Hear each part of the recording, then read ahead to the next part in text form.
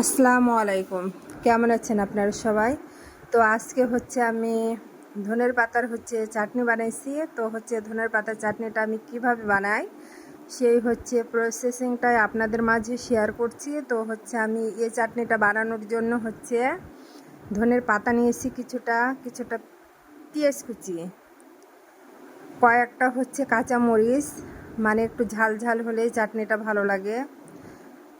চারটা রসুনের কোয়া নিয়েছি। এখানে স্বাদ মতো লবণ দিব, সামান্য পরিমাণ সরিষার তেল দিয়ে এটাকে আমি সুন্দর মতো বেটে নেব।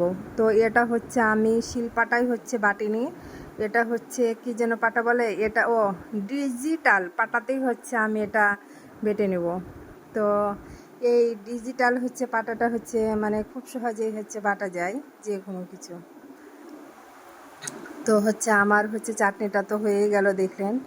এটা দেখতেও অনেক মানে দেখতে অনেক সুন্দর, এটা খেতেও অনেক মজাদার হবে।